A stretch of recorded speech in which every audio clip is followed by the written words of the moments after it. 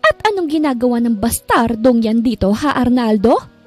Sinong nagbigay ng pahintulot na paapakin yan dito sa pamamahay ko? Galit na tanong ni Rebecca sa asawang nakaupo sa hapag. Katabi ang panganay nitong anak sa katulong dati ng pamilya. Huwag mong bastusin ang pagkain, Rebecca. Bahay ko ito. My house, my rules. Kaya't ako magdidesisyon kung sinong paaapakin ko rito. Tiimbagang na sagot ni Congressman Arnaldo Castañeda sa asawa. Punong-puno na rito ang Ginoo, ngunit dahil sa kanilang anak at sa iniingatang reputasyon at pangalan, ay pinagtitiisan nito ang babaeng ipinakasal lang naman sa kanya ng mga magulang upang makatulong noon sa pangangampanya bilang mayor ng lungsod. Kung hindi lang namatay sa panganganak si Esmeralda, ina ng kanyang panganay na si Alejandro, ay ito ang pakakasalan niya dahil ito ang kanyang tunay na minamahal. Hindi mo na talaga ako iginalang bilang asawa mo. Alam mo na kinapupuutan ko ang anak ninyo ng babaeng yun. Huwag mong idadamay ang pangalan ng aking ina na wala na rito sa mundo. Don't worry, Rebecca. I'll leave soon. I only took my part as the eldest son of your husband to the woman he truly loved. Nanunoy ang putol ni Alejandro sa madrasta. Hayop ka! Isa ka lang namang bastardo! Rebecca! Malakas ang naging pagpalo ni Congressman Arnaldo sa lamesa. Marahas itong napatayo at tiimbagang napinukol ng masamang tingin ng hindi nagpapaawat na asawa. Napangisi si Alejandro dahil nagawa niyang pataasin ng tensyon, habang ang ginang ay hindi makapaniwalang mas pinapabura ng mahal na asawa ang anak nito sa labas. Eksaherada pa nitong sinapo ang dibdib. Umakto na tila aatakihin kaya't dinaluhan to ng mga katulong. Ang drama? Nakuha ko naman ang kailangan ko. Aalis na ako. Huwag kang mag-alala, Rebecca. Dahil ito na ang huling tungtong ko rito sa impyerno kung saan ikaw ang reyna. Tumayo siya't nilagpasan ang nagsisisigaw na ginang. Tinatawag siya ng ama ngunit hindi siya lumingon kahit na isang beses. Sa totoo lang, ay barya lang naman sa kanya ang perang kinuha sa ama. Ngunit dahil gusto niyang inisin ang madrasa at kunin ang parte niya bilang anak ay taas noon na pumasok siya sa lungga ng mga ito. Sa kauna-unahang pagkakataon. Ito na ang una't huling apa ko rito. Sumpa niya sa sarili bago buhayin ang makina ng sasakyan. Sa bar kung saan siya nang nagmamay-ari ang destinasyon niya. Ipinagbili yun sa kanya ng kaibigang nag-migrate na sa States, kung saan nakatira ngayoy asawa na nito. Plano niyang lunurin ang sarili sa alak bago muling sumabak sa trabaho. Sa edad niya noon na 20 ay nakapagtayo siya ng isang computer shop. Sarili niyang pagsusumikap ang kanyang naging puhunan dahil ayaw niyang tanggapin ang ibinibigay ng ama ng walang matanggap na panunuya sa kapatid na kasalukuyang gobernador ng lungsod, lalong-lalo na sa madrasang matapobre at masyadong mataas ang tingin sa sarili. Pinatigas niya ang puso. Hindi sa kanya uso ang salitang awa. Nahasa siya ng panahon. At ngayoy kabilang siya sa mga bilyonaryong namamayagpag ang pangalan at negosyo sa Asia. Sa galing niyang computer shop owner noon ay nakagawa siya ng isang online game na ngayoy tinatawag na League of the Legends. Ang larong yon ang nagpaangat sa kanya. Pinag-aralan niya yun ng maigi hanggang sa isang kumpanyang nag-offer sa kanya ng trabaho. Hinasa siya ng chairman hanggang sa ipamana sa kanya ang kumpanya dahil hindi na nito kaya pang pamahalaan ang itinayong negosyo. Matandang binata ang tumulong sa kanya na ngayoy kasama ng Diyos sa kaharian nito. Maraming investor ang naniwala sa kakayahan niya, kaya siya napabilang sa mga magagaling na businessman ng bansa. Nababalandra din ang simpatiko niyang kabuuan sa mga magazine at ilang billboard sa syudad. Sa edad niya na 30 ay napanatili niya ang pagiging binata. Bagaman marami ang babaeng naghahabol at nagpapapansin sa kanya. Mapamodelo man, artista, businesswoman, at maging ang ilan sa kanyang mga empleyado. Hindi rin nagpatalo ang mga binabaing nagpapatayo sa kanyang balahibo. Nang marating ang heavenly bar, isinuksok niya ang kamay sa bulsa ng trousers na suot. Diretso siyang pumasok sa loob, matapos siyang batiin ng dalawa niyang bagong bouncer. Inalis niya kasi ang mga datihan dahil inirereklamong bastos at magaspang ang pakikitungo sa mga low-class na customers. Mixed tequila. Baritonong anya sa bartender. Okay po, sir. Magalang nitong sabi kapag kuway ginawang inuming hinihingi niya. Here's your drink, sir. Inilapag nito ang hinalong inumin sa harap niya. Tumango siya dito bago simsimin ang inuming palagian niyang iniinom sa tuwing nasa ganito siyang lugar. Nahinto sa hangin ang plano niyang paglapag nang wala ng laman na baso, nang may malambot na kamay ang lumingkis sa kanya. Hi, handsome. Nag-iisa ka? Gusto mo samahan kita? Sa ibabaw ng kama. Nang aakit nitong bulong malapit sa tenga niya. Get your dirty hands off me. Nagbabanta niyang sabi na nagbigay kilabot sa babae. Kaya't dali-daling bumitaw at umalis. Napabuga ng hangin si Alejandro. Pinakang ayaw niya yung nililingkasan siya ng isang estranghera. Ayaw niya sa ganoong kilos at pag-uugali ng isang babae. Ipinagpatuloy niya ang paglagok ng alak hanggang sa magawi ang mga mata niya sa babaeng nagpupunas ng mesa. Naningkit ang mga mata niya ng pagmasdan nito. May kung ano sa kanyang nagsasabi na lapitan ng babae na nagtataglay ng maamong mukha. Ang mapupula nitong mga labi ay tila ba hinihipnotismo siya. Bakit ganito? Bakit siya naaakit sa waitress na wala namang ginagawa na kahit na ano upang makuha ang atensyon niya? Inosente lamang itong naglilinis ng mesang pinwestuhan ng mga babaeng customer kanina. Bago lang ba siya rito? Tanong niya sa bartender nang hindi man lang inaalis ang tingin sa magandang dalaga. Po? Takang tanong ng bartender. Nilingalinga pa nito ang paligid upang siguraduhin siya ang kausap ng kanilang boss. Her. Turo niya sa babae. Oo sir. Siya po si Alexa. Kapapasok niya lang po ngayon eh. Nagpa-part-time job siya rito para matustusan ang pangangailangan sa eskwelahan. Ang alam ko, graduating na siya sa susunod na buwan. Ulila na po siya sir kaya walang ibang inaasahan. Mabuti nga lang at umalis na yung isang waitress kaya pinayagan siya ni Manager Jeng na mag-part-time. Saad nito? Nagsalin siya ng inumin sa baso tsaka iyon nilagok. Bigla namang kumuyom ang mga kamao niya ng may isang lalaki. Ang plano sanang humipos sa mapuputing hita noong Alexa nang mapigilan niya ito. Nagmistulan siyang kidlat sa bilis ng naging pagkilos niya. Ano ba? Bitawan mo nga ako. Pakilamero. Nagpupumiglas na saad ng lalaki. Pilit binabawi ang kamay. Lihim ang naging pagdaing nito nang pigain ni Alejandro ang magaspang nitong kamay. Aray! Mababali mo ng kamay ko! Hindi nito mapigil ang daing. Mister, nasasaktan niyo na po siya. Pumagit na si Alexa na walang kaalam-alam sa planong panghihipo ng lalaki. Kaya siya dito naaawa. You're welcome. Sarkastikong ani ni Alejandro. Ha? Sa lubong ang kilay na sambit niya. Hindi niya maintindihan kung para saan ang sinabi nito. Aray! Ano ba? Mababali ng butok sa kamay. Mangiyak-ngiyak na daing pa ng lalaki. Dahil mas diniinan pa ni Alejandro ang pagpiga sa kamay nito. Pasensya na, hindi na ako uulit. Basta't pakawalan mo lang ang kamay ko. Pangako nito.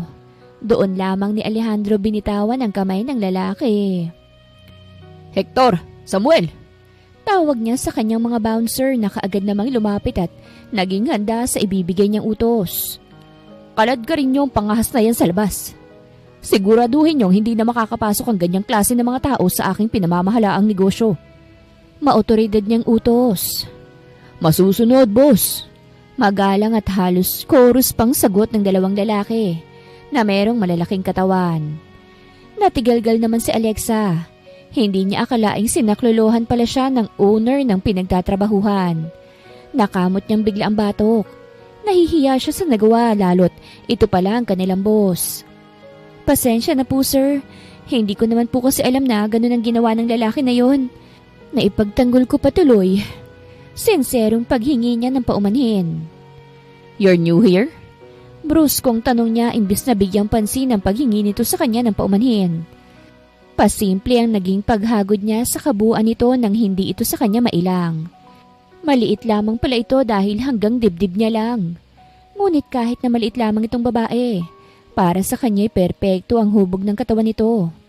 Nilinis niyang biglang lalamunan nang huminto mga mata niya sa malulusog nitong hinaharap. Inilihis niyang tingin kapag kuwa'y tumikim. Opo, kanina lang po ako nag-start. Salamat nga po pala sa ginawa niyo kanina. Do I look too old for you? Seryosong tanong niya dahil panay ito po at opo sa kanya. Mukha po kayong mas matanda sa akin. Matapat at magalang nitong sagot sa kanya. How old are you? Seryoso pa ring tanong niya. 23 po, sir. If I offer you a job, tatanggapin mo ba? Ano pong trabaho? Be my bed warmer. 1 million will be yours kapag pumayag ka. Walang pakundangang alok niya sa dalaga na nagpakunot sa makinis nitong noo. Nakadrugs ho ba kayo? Waitress ho ako, hindi hostess. Mali po sir kayo nang nilapitan. Hindi ako ganyang klase ng babae. Excuse me, marami pa po akong kailangan linisin sir. Disappointed siya sa lalaki. Natuwa siya na mabait at merong malasakit ang kanilang boss. Ngunit may dahilan pala ito kaya siya nito iniligtas sa manyak dahil ito ang mamanyak sa kanya. Tinalikuran niya ang lalaki at binalikan ang ginagawa.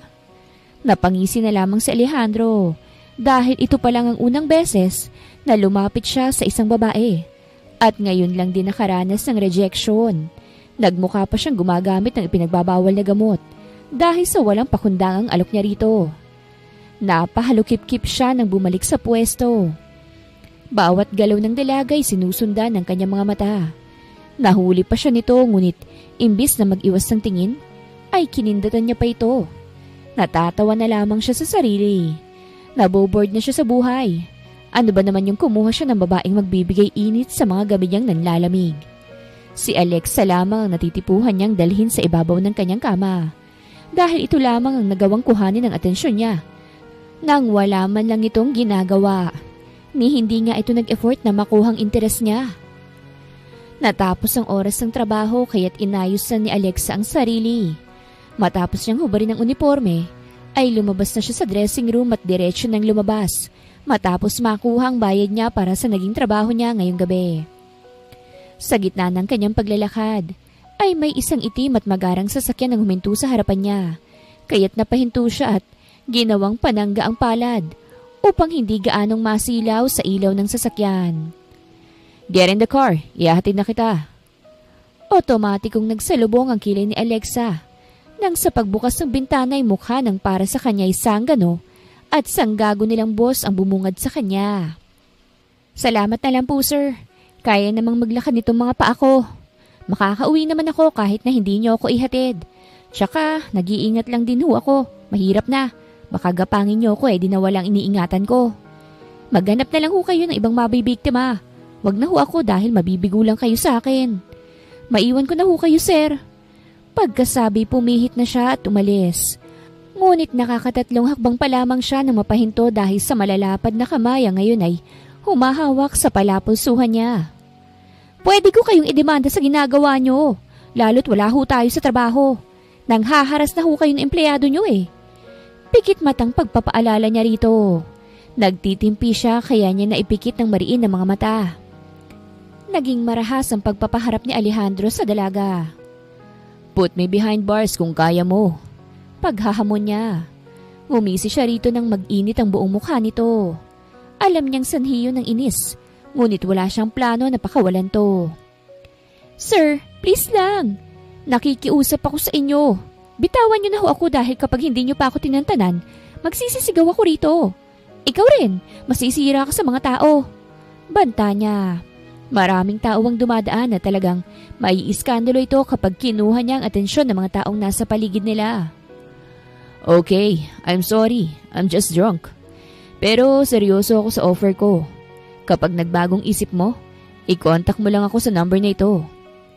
Inabot niya ang calling card tsaka ito binitawan. I'll drive you home. Don't worry, hindi kita gagapangin. Katulad ng inaalala mo. Magtitino ako hanggat hindi ka pumapayag. Naging mahinahon siya hindi dahil sa pagbabanta nito, kung hindi dahil sa nakita niyang takot na gumuhit sa mapupungay nitong mga mata. Ayaw niyang matakot ito sa kanya kaya't hindi niya napadadaanin sa pilitan. Please, gusto ko lang masigurong ligtas kang makakauwi. Dagdag niya pa. Napabuntong hininga naman si Alexa. Dama niya ang sinseridad nito.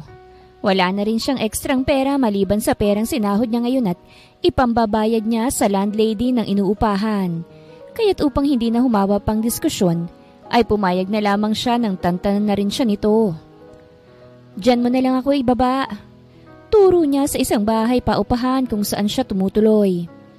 Salamat. Pagkasabi bumaba na siya at walang lingon-likod na pumasok sa inuupahang kwarto. Pagod niyang ibinagsak ang sarili sa manipis niyang kutsyon. Nag-alarm muna siya bago sana matulog nang makatanggap siya ng tawag mula sa hindi kilalang numero. Tinatamad man dala ng pagod ay bumangon pa rin siya upang kunin ang cellphone sa shoulder bag. Hello? Sino to? Bungad niya nang sagutin ang tawag. Ate, ako to. Garalgal ang boses na saad ng nasa kabilang linya. Otomatiko siyang bumangon. Binalot na siya ng kaba. Alona? Anong nangyari? Puno ng pag-aalala niyang tanong. Ate, kukunin niyo na ako dito kay Tita Minerva. Hindi ko na po kayang ginagawa nilang pagmamalupit sa akin eh. Si Tio, natatakot ako sa kanya. Yung mga tinginan niya parang niya akong hinuhubaran. Ang sabi ni Tia, makakawala lamang ako sa poder nila kapag tinubos mo na ako. Ate, ayoko na rito. Pakiusap, tulungan mo naman ako. Hindi ko na kaya. Mga walang hiya sila. Ang sabi, maayos ka dyan at naibibigay ang kalahati ng ipinapadala ko na siyang ginagamit mo sa pag-aaral. Mga ganid. Mga walang puso. Tahan na. Gagawan ni ate ng paraan. Kukunin kita dyan pangako. Hintayin mo lang si ate ha. Babawiin kita dyan bukas sa bukas rin. Naghihimutok ang damdamin niya. Hindi niya sukat akalain na ganito palang dinaranas ang nakababatang kapatid sa kamay ng kanilang natitirang kadugo. Kung alam niya lamang nahahantong sa ganitong lahat, hindi niya na sana ipinagkatiwala ang kapatid sa masama pala niyang tiyahin. Inalo niyang kapatid at pinilakas ang loob bago ibaba ang tawag. Kinalkal niya sa bagang ibinigay ni Alejandro. Dali-dali niyang idinayal ang numero nito. Makailang beses din niyang inulit-ulit ang pagtawag sa numero ng lalaki bago nito sagutin ang tawag niya. Sir, tinatanggap ko na po ang alok niyo. Handa akong maging alipin mo hanggat kailan mo gusto. Basta't ibigay mo ora mismo ang pinangako mong pera. Bukas sa bukas din kung maaari. Kailangan ko ho ng pera kaya ako nagiging desperada. Hihintayin ho kita. Pagkasabi, ibinaba na niyang linya. Gumuhit naman ang pagtataka sa seryosong mukha ni Alejandro. Nagtataka siya kung bakit binawi ni Alexa ang naging pagtanggi nito. Pabor man sa kanya ay naroroon pa rin ang pagtataka. Kaya't upang masagot ang mga katanungang bumabagabag sa kanya, tumayo siya sa pagkakahiga at kumuha ng pera sa kanyang safe. Tsaka yun isinilid sa bag. Nagpalit siya ng panggayak na damit tsaka kinuha ang susi ng kanyang sasakyan. Tulog na ang mga katulong niya sa mansyon kaya't wala siyang mapagbilinan. Matapos tunguhin ang garahihan, ay pumasok na siya sa SUV tsaka yun minaneho patungo sa kinaroroonan ni Alexa. Habang nasa daan ay dinukot niya ang cellphone sa bulsa. Tinawagan niya ang numero ng dalaga upang ipaalam dito na pupuntahan niya ito. I'm on my way. Dala ko na rin ang pera. Kung may kailangan ka pa, nakahanda akong tulungan ka. Yun lang at ibinaba niya ng linya. Tila naman nabunutan ng tinik ang dalaga. Walang patid sa pagdarasal na sana maging maayos ang kapatid. Inayos niyang sarili dahil hindi niya tatanggihan ang alok na tulong ng lalaki. Wala na siyang ibang mahihingian ng tulong. Meron naman siyang kaibigan ngunit hindi ganoon kakapal ang mukha niya upang lumapit at magmalimos ng tulong. What happened? Bungad kagad sa kanya ni Alejandro nang salubungin niya ito. Mahabang kwento eh. Mas maiging nasa loob ng sasakyan na lang natin pag-usapan. Hindi ko natatanggihan pang tulong mo. Tatanawin kong malaking utang na loob ang pagsaklolo mong to sa akin. Susunod ako sa kasunduan matapos ito. Okay. Sabay silang naglakad patungo sa pinagparkingan niya. Pinagbuksan niya ito at nang makapasok ay umikot na siya at pumasok na rin. Pwede ko na bang malaman kung bakit biglang nagbago ang isip mo? Tanong niya. Kasalukuyan na nilang binabaybay ang tahimik na kalsada. Ang kapatid ko, iniwan ko kasi siya sa tiyahin namin nang sa ganun magawa kong makipagsapalaran dito sa Maynila. Wala akong kaalam-alam na ginagawa nilang katulong ang kapatid ko. Sinasaktan din nila at mas lalong nagpapangit-ngit sa loob ko ay ang pagnanasa ng tiyo ko kay Alona. Ang sabi makakawala lamang ang kapatid ko kapag tinubos ko na ito. Mga walang hiya. Nagpapakahirap ako para lamang merong maipadala sa kanila. Tinutustusan ko pang pag-aaral ko tapos malalaman ko na lang na ganito palang kalbaryong dinaranas ng mahal kong kapatid. Mas nahihirapan pala siya. Kung alam ko nga lang hindi ko na sana siya iniwan sa kamay ng mga masasamaang budhi naming kadugo. Nagsisisi akong nagtiwala ako ng husto. Hindi ko sila mapapatawad sa ginawa nilang to. Mangiyak-ngiyak niyang kwento rito. Put them behind bars. Hindi tamang ginagawa nila. Parusahan mo sila sa pamamagitan ng pagdala sa kanila sa presinto. Papasunurin ko si Attorney Martinez. Hindi po pwedeng palagpasin ang ganito kasamang gawain. Komento niya habang seryoso ang tingin sa daan. Huwag na. Ako na ang siyang re-resolba sa problemang to. Alam ko kung papaano sa kanila ipaparanas ang karma. Tiimbagang niyang sabi na nagpatango kay Alejandro. Umidlip ka na muna. Mahirap ang sumabak sa gyera ng puyat. Hindi ko kayang matulog. Huwag mo na akong intindihin, sir. Alejandro. Alexa na lang din. Namayani ang katahimikan matapos yon. Madaling araw na rin nang makarating sila ng Mindoro. Halos manghina si Alexa matapos makita ang kalagayan ng kapatid. Bumagsak ang maganda nitong katawan. Nangingitim ang ilalim ng mga mata. Naging maputla ang dating mapupula nitong mga labi. Ang matingkad nitong buhok ay naging sabog-sabog. Alona, anong ginawa nila sa'yo? Paus niyang tanong. Nanginginig ang mga kamay na sinapo ang payat nitong mukha. Alona, pesteng babae ka, maghanda ka na ng agahan. Nagugutom na kami ng Tio Poldo mo. Malakas na sigaw ni Susan. Tiyahin nila. Nagmumula ang boses nito sa banyo. Mas lalong sumiklab ang galit ni Alexa para sa tiyahin, maging sa asawa nito. Ate, natatakot po ako. Shh! Huwag ka nang matakot dahil nandito na si ate. Pang-aalo niya sa kapatid. Nilingon niya si Alejandro. Naintindihan naman ito ang ipinahihiwatig niya. Inilalayan nito ang takot at nanghihina niyang kapatid kapag kuwa'y sinipa ng malakas ang pinto ng bahay. Sinong pangahas na... Namilog ang mga mata ni Susan matapos bumungad ang galit na mukha ng pamangkin. Sinong nagbigay ng karapatang alilain at pagbuhatan niyo ng kamay ang kapatid ko? Anong karapatan niyo? Kuyom ang kamao at malalim ang tinging ipinupukol niya sa tiyahin. Huwag mo akong pagtataasan ng boses!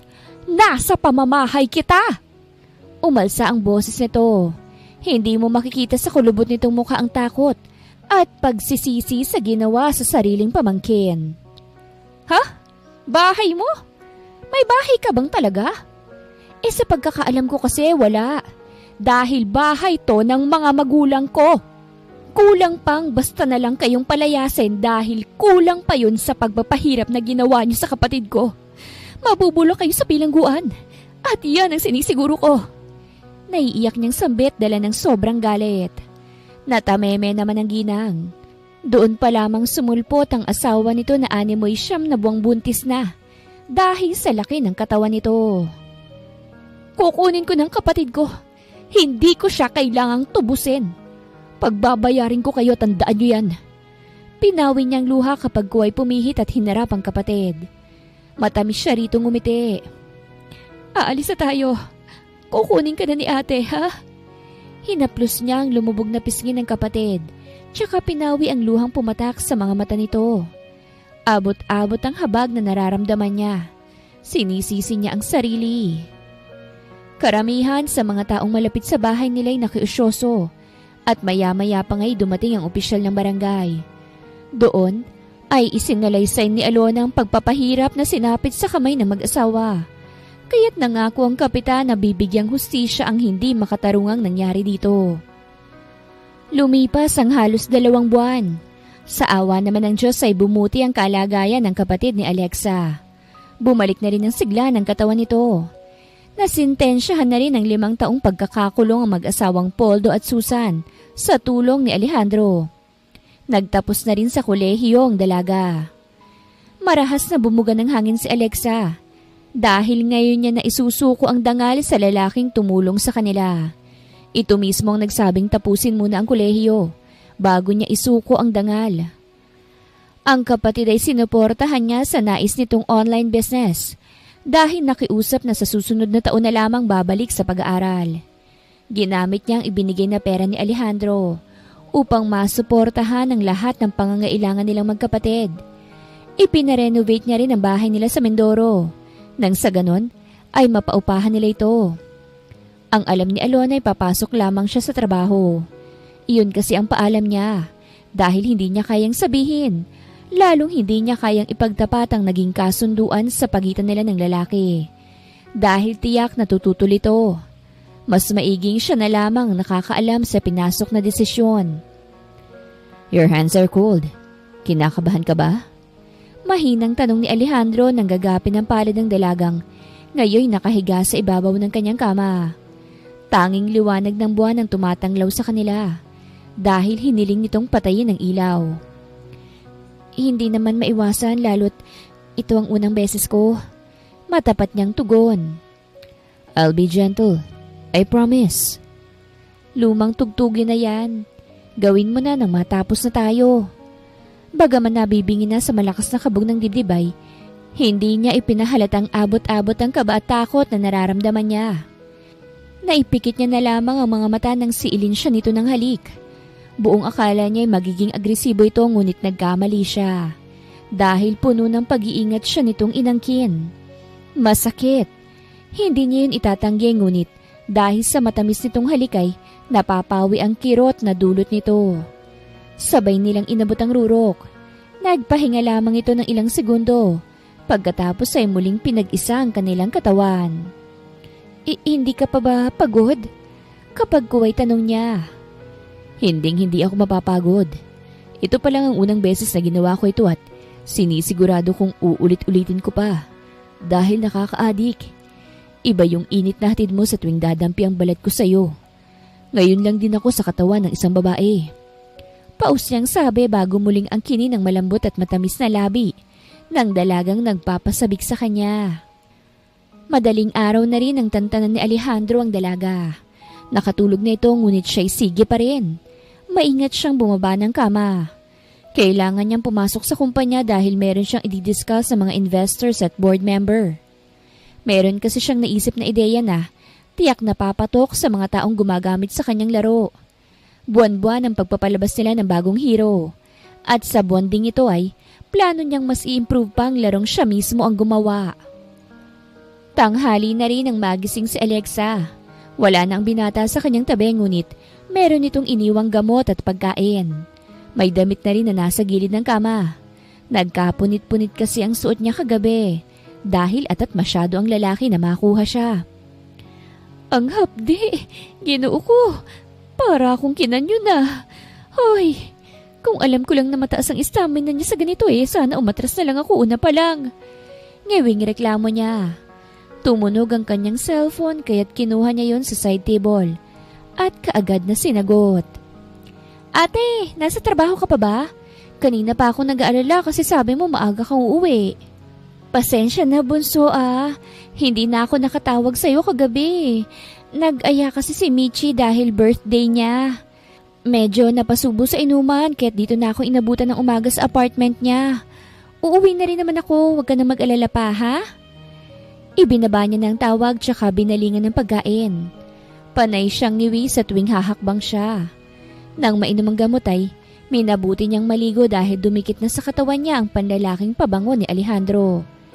Nakahanda na sana siyang umalis sa silid ng lalaki nang bigla itong tumawag. Kamusta ng pakiramdam mo? Partikular ang nasa pagitan ng mga hita mo.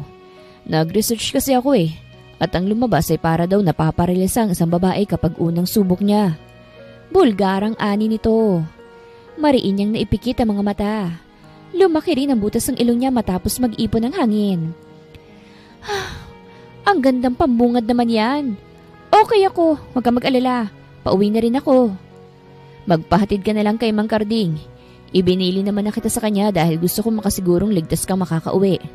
By the way, I've enjoyed everything that we've done. Thank you. Okay, sige na, ibababa ko na. Wait! Bakit? I just wanted to ask kung nag-enjoy ka rin ba kagabi? I mean, hindi ka naman ba nabitin sa performance ko? Nasobrahan pa nga. Kaya kung ayos lang, napagpahingahin mo muna ako at baka mamaga. Taklesan niyang ani rito. Rinig niyang bahagya nitong pagtawa. Ang sarap sa tenga. Tuloy ay napangiti siya. Sorry, mahirap maging mahinahon sa ibabaw ng kama kapag nadidikit ang balat ko sa iyo eh. O sige na, ingat ka ha. Ito nang nagbaba ng linya. Naiiling niyang isinilid ang cellphone sa bag. Dahan-dahan ang naging paghakbang niya pababa ng mataas na hagdan. Magandang araw mga viewers! Ang kwentong ito ay hatid ng Love Series TV. Salamat sa pakikinig! Okay ka lang ba, Iha? Tanong ni Ellen, matagal nang naninilbihan sa mansyon. Opo, magandang tanghali po. Magandang tanghali naman sa'yo, Iha. Ibinilan ka ni Alejandro eh. Nasa labas na si Karding. Siya ang maghahatid sa iyo pa uwi. Oo nga po eh. Nasabi na po sa akin ni Alejandro. Sige po, una na po muna ako. Ngumiti siya rito kapag kaway pumihit na at sinikap na maglakad ng tuwid nang walang makapuna. Inihatid nga siya ni Mang Karding sa inuupahang bahay. Nadatnan niyang nagla-live selling ang kapatid niya. Kaya tahimik siyang naupo sa sofa. Hinintay lamang niyang matapos si Elona bago niya kunin ang atensyon nito. Kamusta naman ang pagtitinda dyan sa app kung saan ka nagla-live? Maganda naman ba ang bentahan? Sobrang ganda ng bentahan online, ate. Nag-affiliate na rin ako kaya't mas nadadagdagan ng income ko. Kung dati nga 20% lang, ngayon 50% na. Kapag nakapag-ipon ako magpapatayo ako ng sarili kong shop kung saan ako magsisilbing owner. Galak nitong tugon.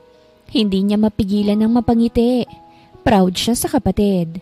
Noon pa man ay business-minded na ito. Kung ano-anong inilalako nito noon, may maipambaon lamang. Basta mag-aaral ka pa rin ha. Hindi pwedeng hindi dahil magtatampo sa'yo si ate. Paalala niya rito. Oo naman po ate. Sa panahon ngayon, hindi lang kailangang madiskarte ka. Kailangan may pinag-aralan din. Higit sa lahat, may diploma. Once na pinagsama mong diploma at diskarte, panalo ka na. Gusto kong maging CEO ng sarili kong negosyo balang araw, te.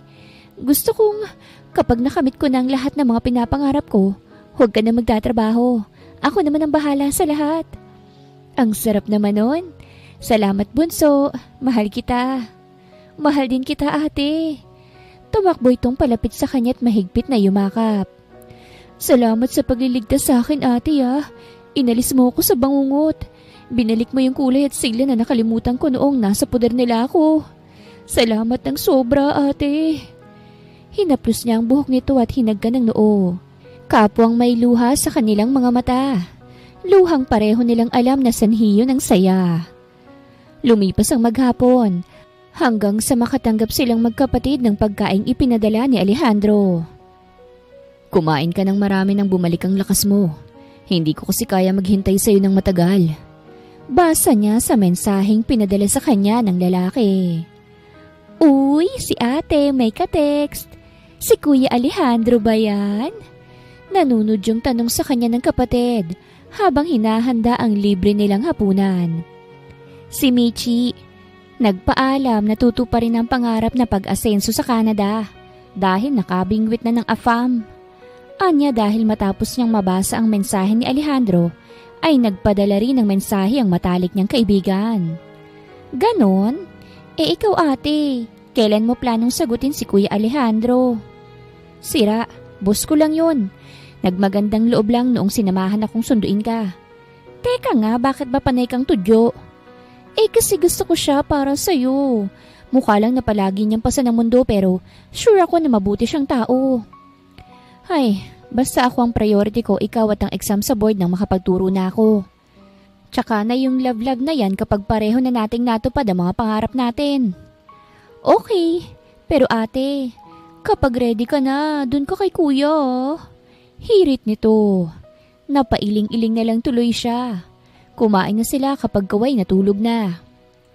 2 oras ang lumipas. Nagulat na lamang si Alexa nang sa pagbukas niya ng pinto ay mukha ng simpatikong si Alejandro ang bumungad sa kanya. Nakapang-office attire pa ito kaya't batid niyang kalalabas lang nito ng kumpanya at dumiretso agad to sa inuupahan niya.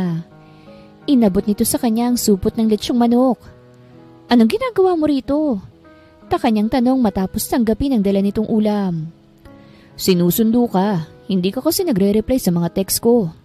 Wala akong load. Palusot niya kahit na ang totoo ay iniiwasan niya lamang ito. Gusto niya kasi na magkaroon lamang sila ng ugnayan kapag kailangan na siya nito. Iniiwasan niya kasing mapalapit ditong loob niya dahil kapag nangyaring nahulog siya rito at naisip na nitong itigil na ang kanilang ginagawa ay tiyak na masasaktan siya. Nangunot ang noon nito nang bunutin sa bulsa ang cellphone at nagtipa doon hanggang sa mag-vibrate ang cellphone na pinapatugtog niya. Wala ka nang magiging rason para hindi sagutin ang mga text at tawag ko Ngising saad nito.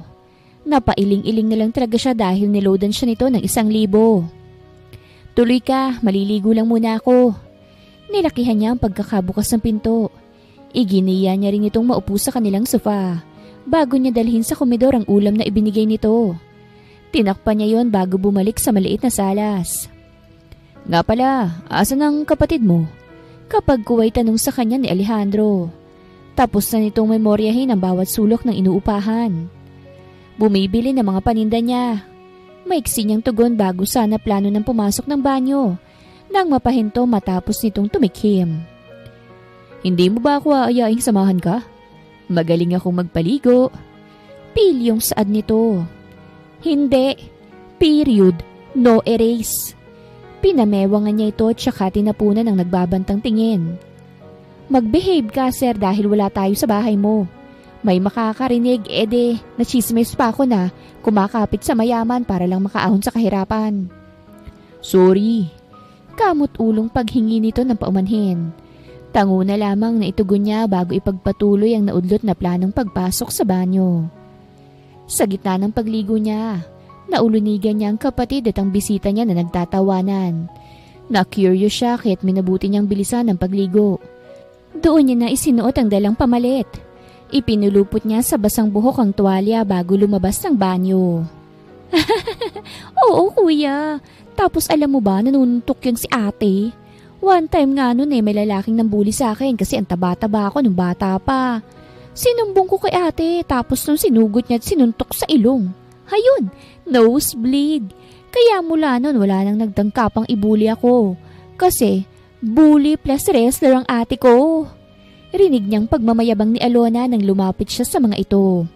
Lihim siyang napangiti bago tumikim upang kunin ang atensyon ng dalawa. Nakapamili ka na ba ng lahat ng kailangan mo? Tanong niya bago kunin ang suklay. Tinanggal niyang tuwalya sa buhok bago maupo sa single sofa. Kaharap ng mahabang sofa kung nasan si Alejandro nakaupo. Yap, medyo naparami pa nga pero sure naman akong masosold out lahat.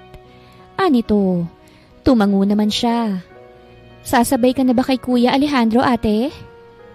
Oo baka umagahin ulit ako dahil merong nagpa-reserve na birthday celebrant sa bar. Kapag ganun, marami ang kailangang gawin. Tambak ang magiging trabaho. Anya, alibay niya lamang yon.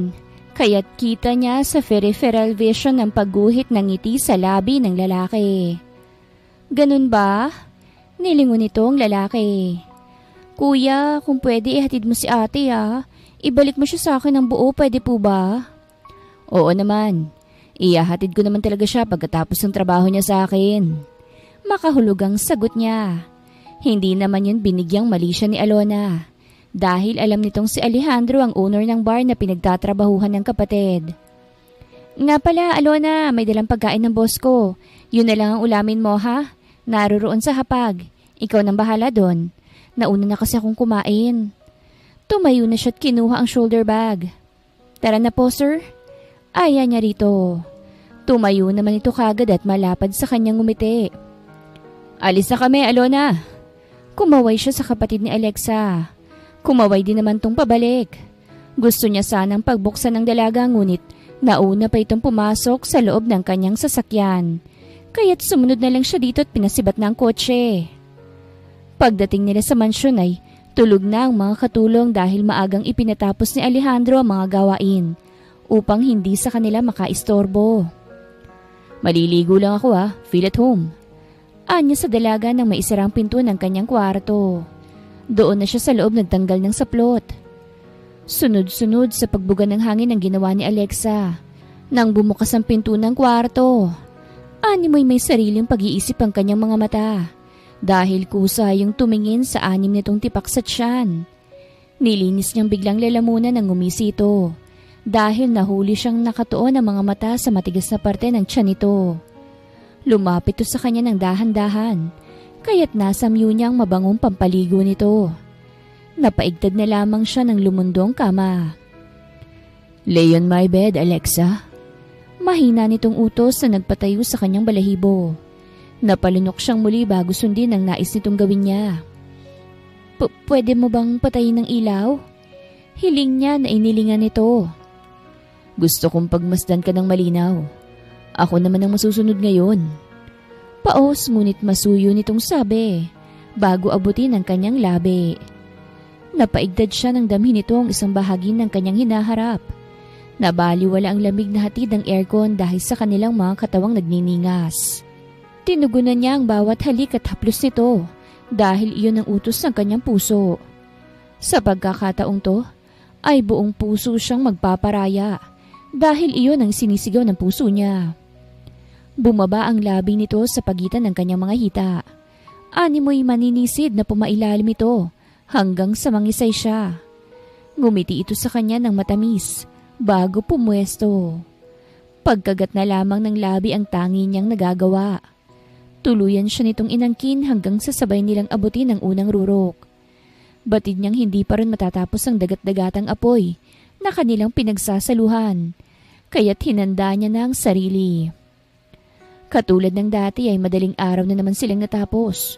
Ngunit sa pagkakataong to ay naunang nakatulog si Alejandro habang siya'y tulalang nakatitig sa kisame. "Tama pa ba to? Naguguluhan na ako. Bakit ganitong nararamdaman ko? Walang pagtutol sa tuwing dadampi ang balat niya sa akin. Nasisiyahan ang puso ko sa tuwing hinahagkan niya ako ng may pangaarok. Ano't ganito nang nararamdaman ko sa kanya?" Gulong-gulo ang kanyang isip. Hindi niya mapangalanan ang kung anumang nararamdaman sa loob. "Oras na kaya para tuldukan ang pagiging bedwarmer ko sa'yo? Ititigil ko na ba o magpapatuloy pa ako sa larong alam ko na ako ang magiging talo? Paano kapag nahulog ako sa'yo? Nagagawa mo ba akong saluhin?" Mga katanungang walang himig habang nakatitig siya sa payapang natutulog na binata. Umangat ang palad niya't hinaplos ang marunitong balat sa pisngi. Bumilis bigla ang tibok ng puso niya nang gumalaw ito at kinabig siya't ikinulong sa bisig nito. "Sleep, Alexa." Paus nitong utos sa kanya. "Hindi ko na kaya to. Pwede bang itigil na natin?" Mahinang sambit niya. "Ako ang siyang magsasabi kung ititigil na ba natin o hindi pa. Mananatili ka sa tabi ko. Stay with me until I needed you." Mga katagang nagbigay kirot sa kanyang puso. Ipinikit niya ang kanyang mga mata at saka hinintay itong matulog muli ng mahimbing bago niya ito tinalikuran. Masakit dahil para usan lamang siya nito. Nabaliwala ang lahat ng pag-iiwas sa ginagawa niya dahil nahulog pa rin ang loob niya sa lalaking pinag-alayan ng sarili. Maingat niyang inalis ang pagkakadantay nito sa kanyang binti. Pigil hiningang inalis niya rin ang braso nitong nakayakap sa kanya. Nakahinga lamang siya ng maluwag nang tuluyan siyang makalabas sa mansyon nito. Nag-commute na siyang pauwi. Doon ay ipinagtapat niya sa kapatid ang lahat-lahat nang sa ganun ay makumbinsi niya itong umalis. Sa probinsya ng Bicol ang plano nilang pagtaguan dahil kung sa Mindoro ay madali lamang siyang masusundan ng tinakasang binata. "Anong plano mo ngayon, ate? Paano yung pamangkin ko na dinadala mo? Makakaya mo bang lumaki siya ng walang kinikilalang ama? Magtatanong siya sa'yo. Hahanapin niya ang tatay niya." 2 buwan mahigit na rin ang lisanin nilang Maynila. Binili nila ang loteng ipinagbibili ng tiyuhin, pinsang buo ng kanyang ama.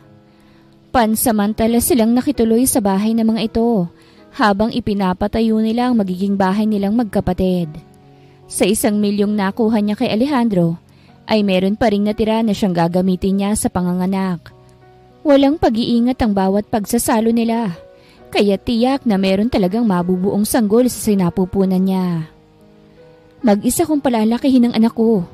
Kaya kong gampanan ang pagiging ama't ina sa kanya. Pero hindi mo kayang pantayan ang aruga't pagmamahal ng isang tunay na ama, ate. Bakit ba hindi mo subukang sabihin sa kanya? Malay mo, mahal ka rin pala niya. At papaano kung hindi? Buo ng desisyon ko, Alona. Palalakihin ko ng mag-isang anak ko. Ako ang magiging ina't ama niya. Pinal niyang sagot kapag kuwa'y pinikit na ang mga mata. Napabuntong hininga na lamang si Alona. Hindi niya pwedeng pangunahan ng kapatid. Hahayaan at susuportahan niya na lamang ito. Hindi niya ito pababayaan, maging ang magiging pamangkin niya. Lumipas pang maraming buwan, hanggang sa maipanganak na ni Alexa ang supling na nabuo sa ilang gabing pag-angkin sa kanya ni Alejandro. Alexandra, anak ko! Nanunubig ang mga mata niya nang tuluyang masilayan ng maliit niyang anghel. Hinaplos niya ito't maingat na hinagka ng noo. Kamukhang kamukha siya ng tatay niya. Himig iyon ni Alona. Wala siyang naging tugon. Tama naman ang kanyang kapatid. Nakuha ng kanilang anak ang lahat-lahat sa ama nito. Kasarian lamang ang nakuha sa kanya.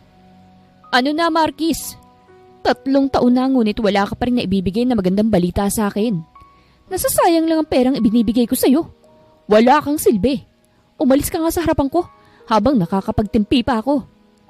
Tiimbagang niyang palatak sa intusang tao upang hanapin ang babaeng hindi kailanman nawala sa kanyang isipan. Magmula nang iwan siya nito. Kumalma ho muna kayo, sir. Meron na akong nakuhang impormasyon at ngayon nasisiguro ko nang maituturo ko na sa inyo ang eksaktong lokasyon kung nasan si Miss Alexa Mariano. Siguraduhin mo, dahil kapag pumalpa ka pa, ay talagang pasasabugin ko na yung bungo mo. Gigil niyang banta. Napalunok naman ang lalaki. Hindi nito maitago ang takot. Lumayas ka na nga! Singhal niya rito. Yumuko naman to sa kanya bago lisanin ang kanyang opisina. Alexa, nasan ka na ba't? Ano ba't iniwan mo ko? Bakit mo ko pinangunahan? Sabi ko ako ang magdidesisyon.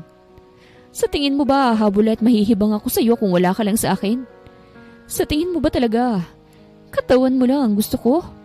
Pinagsalikop niya ang palad, matapos yun ihila mo sa mukha. Matagal na siyang nangungulila sa babaeng unang umangkin, hindi lamang sa kanyang katawan, kung hindi maging sa kanyang puso. Excuse me, sir. Nandito po si Congressman Arnaldo Castañeda. Pukaw sa kanya ng kanyang sekretarya. Otomatikong nagsalubong ang makakapal niyang kilay. Anong ginagawa ng matandang yan dito? Tiimbagang niyang tanong. Sabihin mo wala ako. Utos niya. Tatango pa lang sana ang kanyang sekretarya nang walang paalam na pumasok ang kanyang ama. Anak, anong kailangan mo? Malamig niyang tanong. Sinenyasan niya ang sekretarya na lumabas na. Wala akong kailangan. Gusto lamang kitang makita. Nakita mo na ako. Maayos at humihingi pa naman. Kaya pwede ka na umalis. Malamig niyang pakikitungo rito. Hindi niya magawang ilapit ang sarili dahil tanging ito at ang pamilya lamang nito ang nakakaalam na isa rin siyang Castañeda. Dahil ayaw nitong madungisan ang pangalang iniingatan. Walang alam ang mga tao na panganay siyang anak ng congressman. Masakit yon. Nakaukit ang sakit na yon sa puso niya. Mapatawad mo sana ako sa lahat ng pagkakamaling nagawa ko sa iyo. Nagkulang ako sa iyo bilang ama mo. Patawad, anak. Magbibitiw na ako sa pwesto. Ipakikilala kitang anak ko sa araw din ng pag-alis ko sa sinumpaang tungkulin. Oras na para pamilya naman ang pamahalaan ko. Napabayaan kita, maging ang sarili kong pamilya. Napuno ng puot ang puso niyong lahat ng dahil sa akin. Patawad. Sa kauna-unahang pagkakataon ay nakita niya itong umiiyak. Ang kilalang congressman na matapang at malakas, heto sa harapan niya, humahagulgol na parang sanggol. Nakuyom niyang kamao hindi dahil nagngingit-ngit ang kalooban niya, kung hindi dahil naiinis siyang makita itong nagiging mahina. Umalis na ho kayo. Mababa ang tonong pananaboy niya. Nanatili siyang matigas. Hindi ganun kadaling magpatawad. Sobrang lalim ng sugat na ibinao nito sa puso niya. Namalimos siya ng pagmamahal. Ikinaila siya nito. Nakilala lamang siya nito nang mamayagpag na ang pangalan niya sa Asia. Naging proud lamang ito nang mapabilang siya sa mga bilyonaryong negosyante ng Pilipinas. Malungkot na tumalikod ang Ginoo. Sinulyapan pa nito ang panganay na anak bago lisanin ang kumpanya nito. Sa kabilang dako ay masayang namamasyal si Alexa. Hawak ang kamay ng kanyang anak. Araw ngayon ng Sabado, kaya't nailalabas niya ito. Isa na kasi siyang guro kaya tuwing Sabado at Linggo lamang siya nagkakaroon ng oras na maipasyal ang nag-iisa niyang prinsesa. Sa unang take niya ng board exams ay pumasa siya at nakuha ang lisensya ng pagiging maestra. Sekundarya ang tinuturuan niya. Third year college na rin ang kapatid niya. Pinagsasabay nito ang pag-aaral at ang pag-online business nito, kaya't nakapagpatayo ng sariling shop. Mama, gusto ko po Teyebay. O sige, bibili natin ha. Anong color ang gusto mo anak? Blue po, Mama. Okay, bibili natin ng blue na teddy bear. Ngiting sambit niya at saka nila itinuro sa sales lady ang napili ng anak. Yay! Atin na po ito, Mama. Yes, baby. Sa'yo na po yan. Ginulo niya ang buhok ng anak nang mahigpit nitong niyakap ang kasing laki lamang nito na laruan. Best friend ko na po siya, Mama. Bibong saad nito. Napangiti naman siya. Inaya niya ng anak na pumunta sa bilihan ng mga ice cream. Anong gusto mong flavor, anak? Chocolate o vanilla o caramel? Chocolate po, Mama. Bulol nitong sabi. Natawa naman siya. Ang cute kasi ng anak niya. May gusto ka pa ba? Magsabi ka lang at bibili ni Mama, ha? Mama, bibiyin po ba ang Papa? Binibili rin daw po ba ang Papa? Inosente nitong tanong habang ine-enjoy ang biniling serbetes. Hindi yun nabibili, anak. Iwas sa mga matang sagot niya. Ubusin mo na yan, anak, dahil uuwi na tayo. Hinaplos niya ang malambot nitong buhok, tsaka pinunasan ng nagkalat na ice cream sa palibot ng labi nito. Sir, tagumpay ang paghahanap ko ngayon sa babaeng pinapahanap nyo. Ngunit sir, meron siyang kasamang bata eh. Ewan ko lang pero nahahawig siya sa inyo. Kaya hindi malabong anak nyong kargang bata ni Miss Alexa. Bungad ni Marquis sa kanya nang sagutin ang tawag nito. Isang linggo na rin ang nakalipas mula nang bigyan niya ito ng ultimatum. Napatayo siya sa narinig. Sa tansya mo, ilang taon ang bata? Siguro 3 o 4. Panghuhula nito na nagbigay saya sa kanyang puso dahil alam niya sa sarili na anak niya ang tinutukoy nito. Send me the address. Pupunta ako dyan. Maotoridad niyang utos bago ibaba ang tawag. Ipinahanda niya ang pagmamay-aring chopper. Tsaka ibinili ng kumpanya kay Javier na matalik niyang kaibigan at isa rin sa board member ng kanyang kumpanya. Nang marating niya ang ground floor ay sinalubong siya ng ama. Nagmamadali ako, wag ngayon. Anya rito tsaka ito nilagpasan. Lakad takbo niyang tinungo ang parking matapos kunin sa gwardya ang susi ng kanyang sasakyan. Mabilis niyang pinaharurot ang kotse hanggang sa marating ang kinalalagyan ng kanyang chopper. Saan ang destinasyon natin, sir? Tanong sa kanya ng pribado niyang piloto na si Santiago. Sa probinsya ng Albay tayo. Isagad mo ang bilis dahil hindi ako makapaghintay na makitang mag-ina ko. Anya't ibinilin sa tauhan ng sasakyan. Sumampa na siya sa chopper, ganun din ang piloto. Gabi na nang marating nila ang probinsya ng Albay. Pinaghanap niya ng mapagpapahingahang hotel ang kasamang piloto habang siya'y nagpatuloy sa paghahanap sa kanyang mag-ina. Mabuti na lamang at merong nakakakilala sa tiyuhin ni Alexa, kaya't dito siya nagpahatid.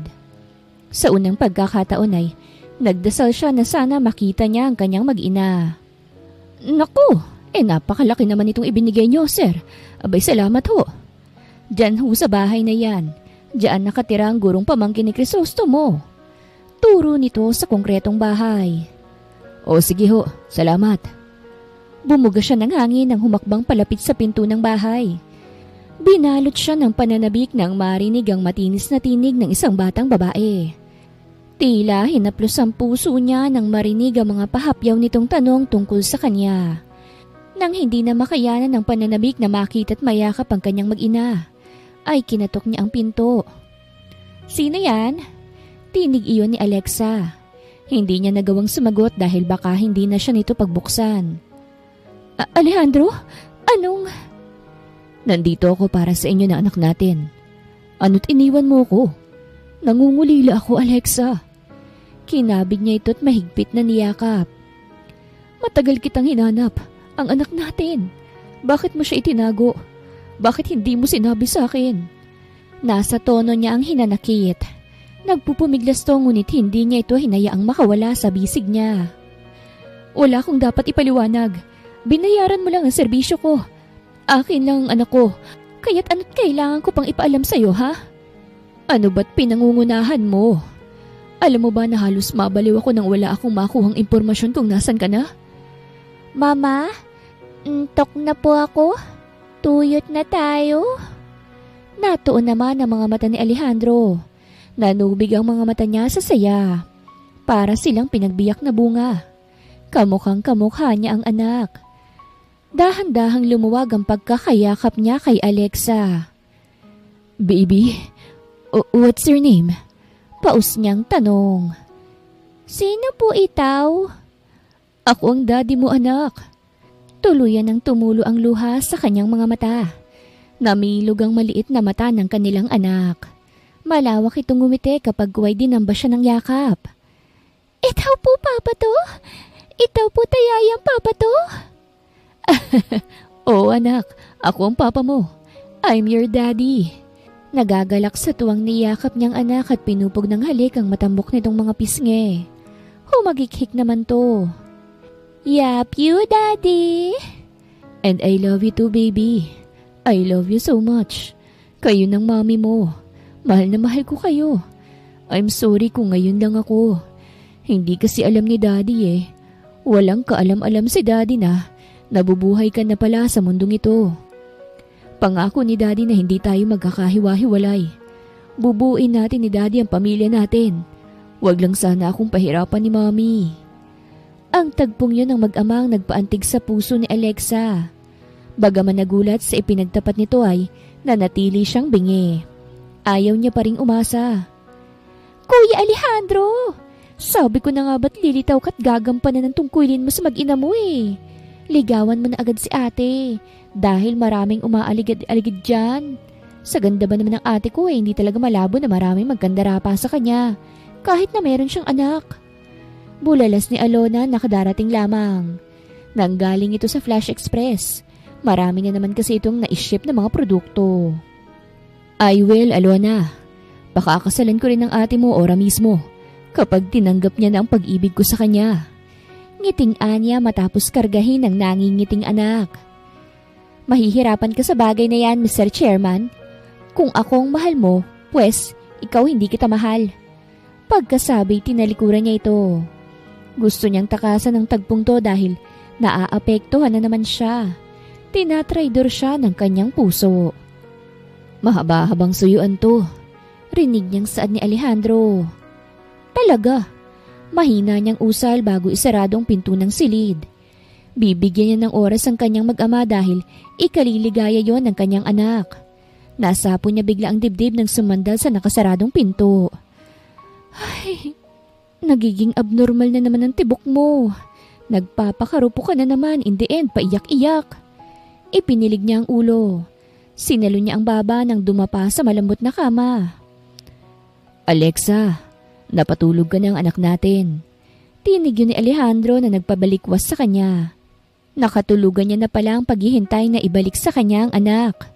Bumangon siya at binuksan ang pinto. Nilakihan niya ang pagkakabukas upang malaya nitong madala ang kanilang anak sa kama.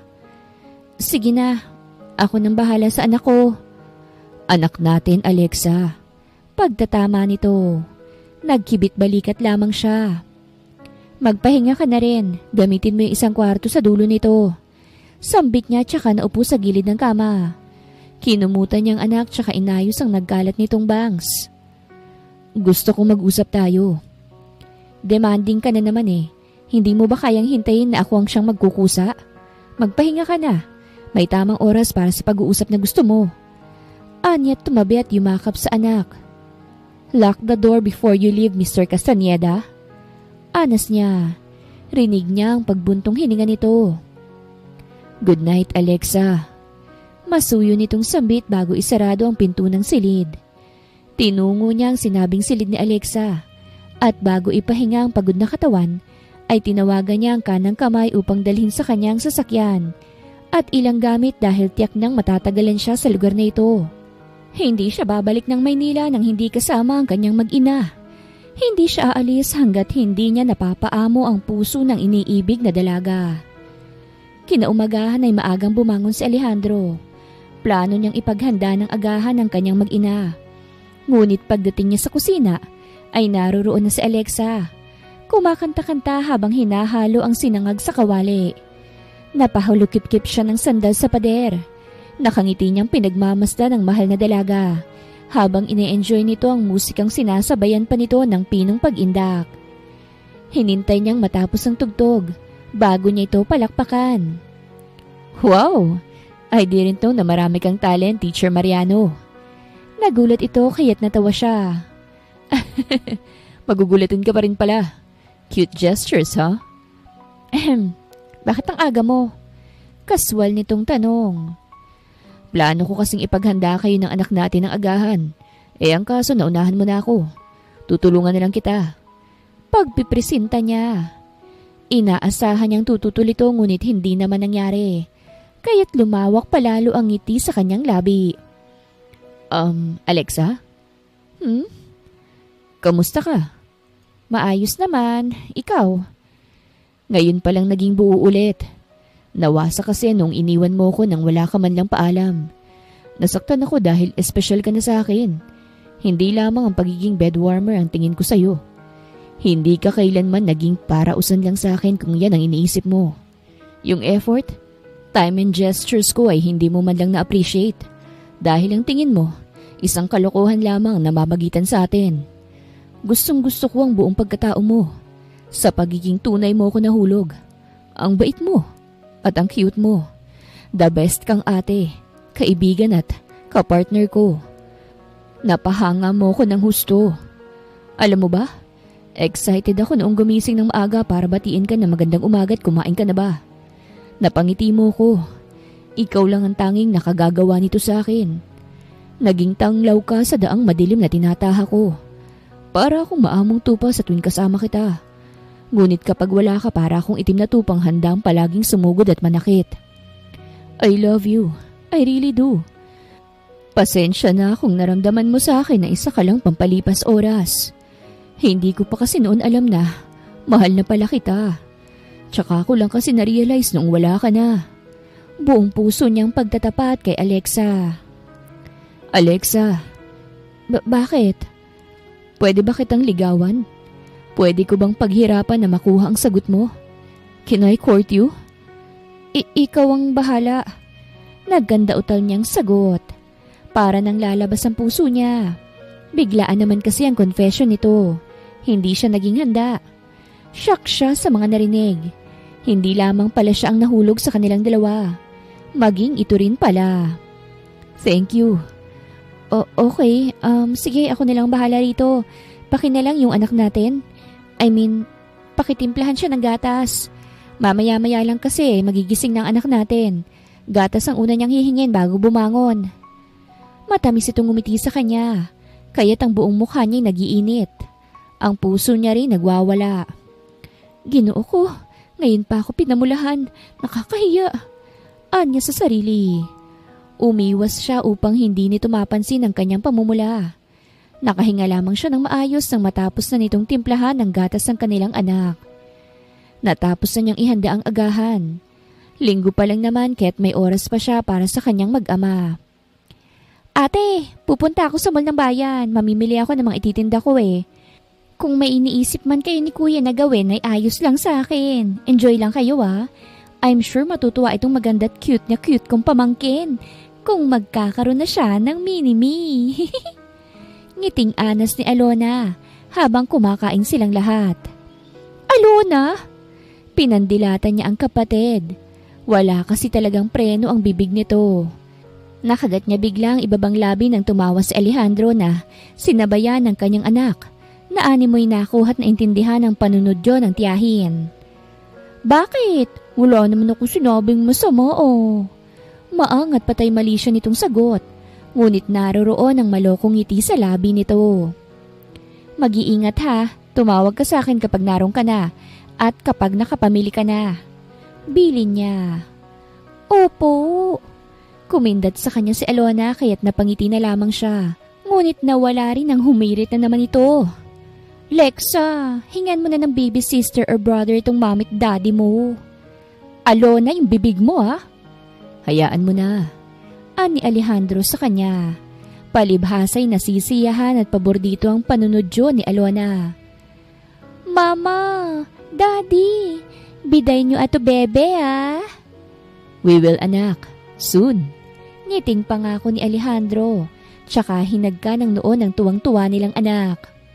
Napailing-iling na lamang si Alexa dahil naging tampulan siya ngayong umaga. Gayon pa man ay masaya siya. Hindi niya lamang yun pinapakita dahil pinangungunahan siya ng hiya. Hindi niya pa kayang aminin ang tunay na nararamdaman. Meron kasi siyang gustong maramdaman at makita. Gusto niyang subukan ang kakayahan ni Alejandro bilang manliligaw niya. Hindi siya nagpapaka-hard to get. Gusto niya lang makilala pa ng lubos ang ama ng kanyang anak. Gusto niyang makita ang good at bad side nito. Tanghali na nang dumating ang inutusan ni Alejandro na dalhin ang mga kailangan niya, partikular ang kanyang sasakyan. Mauna na kayong bumalik ng Maynila ni Santiago. Nasa Vista Hotel siya ngayon, sunduin mo na lang. Anya sa kanang kamay na si Leo. Inabutan niya ito ng 2 cheque na hindi naman ito tinanggihan dahil wala itong dalang sariling pera. Iabot mo na lang yan kay Santiago. Tukoy niya sa isang cheque. Masusunod boss, salamat dito. Ngiting saad nitong tinanguan niya na lamang. Hinatid niya na lamang ito ng tingin. Sino yun? Tanong ni Alexa. Karga nito ang kanilang anak. Tauhan ko, kain tayo sa labas. Mamasyal na rin tayo at mamili ng kung ano mang gugustuhin ng anak natin. Gusto kong bumawi sa kanya, pati na sayo. Pinisil niya ng marahan ang pisngi ng kanyang mag-ina. Hindi siya nakontento kaya't hinagka niya rin ang noon ng mga ito. I love you baby. Yap you too daddy. Yap mo din po mama. Love na love ko kayo ni mama. May gusto ka pa bang laruan, damit or something? Wala na po. Tukulan tama tayo, Mama. O sige, magbabanding na lang tayong 3 maghapon. Inalalaya niya ang kanyang mag-ina na makasakay sa kanyang sasakyan. May map naman kaya't madali lamang para sa kanyang humanap ng magandang pasyalan pagkatapos nilang kumain. Sa isang Filipino cuisine nila na napagkasundo ang kumain. Kung todo sa Alejandro sa pag-iistima sa kanyang mag-ina. Lahat ng request ng anak nila ibinibigay niya. Katulad niya, mahilig din ang anak sa dessert, ngunit hindi gaanong matamis. Busog na to, Mama, Daddy. Hinahaplos pa nitong lumolobong tiyan. Marami kasi talaga itong nakain. Napangiti naman sila. Ang cute ng anak natin. Ngiting saad ni Alejandro. Manang-mana sa'yo. Dagdag niya. Nakuha niya nga lahat sa'yo eh. Wala man lang nakuha sa akin ang anak natin. Kahit na akong nagdala sa kanya. Ang lakas ng jeans mo. Tinabunan yung sa akin. Napapangusong sambit niya. Natawa naman si Alejandro. Sa park nila napiling magpatunaw ng pagkain. Daddy, bimoto ba yun? Turo nito sa mga lobong inilalako. Ilang balloons po ang gusto ng princess ni Daddy? Malambing niyang tanong sa anak. 1 yang po. Okay, wait mo na lang si daddy rito Bantayan mo si mama. Kapag may naligaw na langaw, itaboy mo, okay po? Ote! Nag-thumbs up pa ito. Natawa na lang ulit sila. Sinunda ni Alexa ng tingin ng lalaking walang palya sa pagpapabilis ng tibok ng kanyang puso. Napakasimpatiko. Wala siyang maipipintas sa ama ng kanyang anak.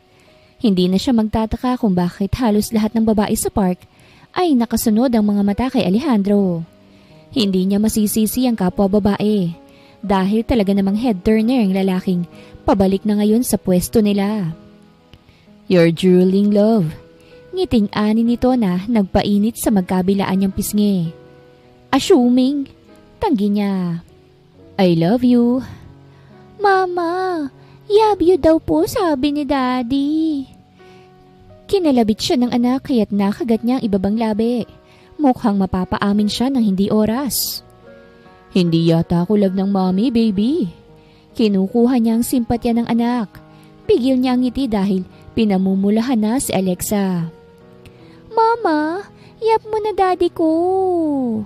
Pagmamakaawa nito, nagpapi eyes pa ito. Love ko siya anak. Sabi mo yap mo daddy. Utos nito. Humalukip-kip pa ito. At tumayo sa bench kung saan sila umuupo. I love you, Alejandro. Wala na. Nasabi niya na. Napaamang na lamang siya nang lumuhod dito at kinuha sa bulsa ang pulang kahon na naglalaman ng singsing na may diamanteng bato sa gitna. Uy, ang aga naman. Naliligaw ka pa lang Pinandilatan niya ito. Nahihiya siya dahil natuon ang atensyon sa kanila ng mga taong naroroon sa park na yon. Diba, sabi ko, once na tinanggap mong pag-ibig ko ay pakakasalan kita ora mismo. Kaya naman Alexa Mariano, will you marry me? Will you spend the rest of your life with me? Handa mo ba akong samahan hanggang sa tumanda tayo pareho? Will you be my wife? Masuyo at puno ng senseridad na tanong nito sa kanya. Tila ba tumigil ang pag-ikot ng kanyang mundo? Ang tangi niya na lamang nakikita ay ang lalaking bumihag sa puso niya. Mahal niya ito, walang halong duda. Kusang bumagsak ang ilang butil ng luha sa kanyang mga mata nang bumalik sa kanyang lahat ng mga araw na kasama niya ito. Naging manhid siya. Hindi niya man lang napansin ang kakaibang pagtrato nito sa kanya. Para siyang prinsesa kung ingatan nito. Naging bulag siya dahil buong akala niya, siya lamang ang umiibig.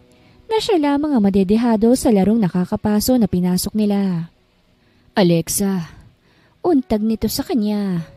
Nasa tono nitong lungkot sa pag-aakalang tatanggi siya. Matamis siyang ngumiti na nagbigay pag-asa sa maganda nitong mga mata. Oo, Alejandro. Gusto kong maging asawa mo. Gusto kong makasama ka hanggang sa huling hininga ko. Basta't pakiusap ko lang sa'yo na huwag mong sasaktan ang puso ko. Mahal kita noon pa. Naging duwag lamang talaga ako. I'm sorry. Naging selfish ako. Shh. Mahal kita. Mahal na mahal. Isinuot ni Alejandro ang singsing sa kamay ng babaeng pinakamamahal. Hinagka niya ang likod ng palad nito bago tumayo. Pinawi niya ang luha nito at hinagka ng noo. Sa noo lamang muna dahil nanonood ang anak nila. Meron ding iilang mga bata. Palakpakan ng mga tao. Kinongratulate sila. Natatawa na lamang siya dahil hindi niya maintindihan ang ibang sinasabi ng mga tao. Bicol kasi ang gamit na lingwahe ng mga ito. Panay na lamang siyang tango at ngiti sa mga ito. After our wedding, kapatid naman ni Alexandra ang gagawin natin. Kinindatan niya ngayon kanya ng fiancé. Kasalukuyan na nilang sinasaayos ang kanilang magiging kasal. Nag-leave na muna si Alexa sa trabaho, habang si Alejandro naman ay pinanatili ang kaibigang si Javier sa kumpanya, habang abala siya sa kanyang mag-ina. Sa Maynila nila napiling ganapin ang simpleng kasalan. Yun din kasi ang hiling ni Alexa. Hindi na ako kukontra kasi kinukulit na rin talaga ako ng anak natin Gustong gusto niya na ng kapatid. Ganon? Pwede bang gawin na natin ngayon? Pili yung tanong niya. Ay nako, tigilan mo ko ha. Sahanin mo na lang natin. Binibiro lang naman kita. Halika nga rito. Ibinuka niya ang kamay. Yumakap naman sa kanya si Alexa. I love you. Pangako niya. I love you too. Hindi nawala ang ama ni Alejandro sa espesyal na araw nila ng asawa. Bago pa man kasi ganapin ang pag-iisang dibdib nila ng asawa, ay pinatawad niya ng ama. Isinapubliko siya nito matapos tapusin ang termino. Natanggap na rin siya ng madrasta at ng kaisa-isang kapatid sa ama. Si Alona ay tinutulungan niyang makapagpatayo ng sarili nitong pwesto. Graduate na ito sa college at nagtapos na summa cum laude sa kursong Business Administration. Naging CEO ito ng sariling brand. Ang bahay sa Bicol ay ipinaubaya nila sa tiyo ng magkapatid.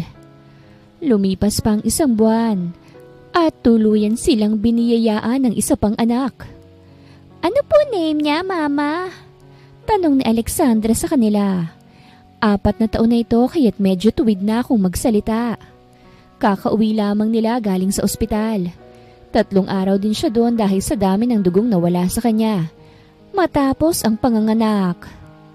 Alexander, say hi to your baby brother, anak. Inalalayan siya ng asawa na maupo sa kanilang kama. Kinarga din nito ang kanilang anak na hindi mawalang masayang ngiti sa maliit nitong labi. Hello baby ni ate. Love na love ikaw ni ate. Anang maliit itong tinig at maingit na hinagkan sa labi ang kapatid. Sleep ka na, Mama. Bantay namin ni Daddy ang baby natin. Malambing nitong sabi na nagpangiti sa kanya. Oo nga, Mami. Sleep ka na. Kami nang bahala sa baby boy nating lahat. Masuyong segunda ni Alejandro. Hinaplos niya ang buhok ng asawa. Hirap pa itong kumilos kaya todo siya sa pag-alalay. Para sa kanya'y tama na ang 2 anak. Hindi niya nakasikaya pang mahirapan ng asawa. Hinagka niya ang pinakamamahal na babae sa noo at buong maghapong inalagaan ang kanilang mga anak. Hindi mo sa kanya makikita ang pagod dahil masaya siya sa pamilyang binuo nila. Nang babaeng bumihag sa kanyang puso. Ang tanging hiling niya na lamang ay ang magandang kalusugan ng buo niyang pamilya. Wakas.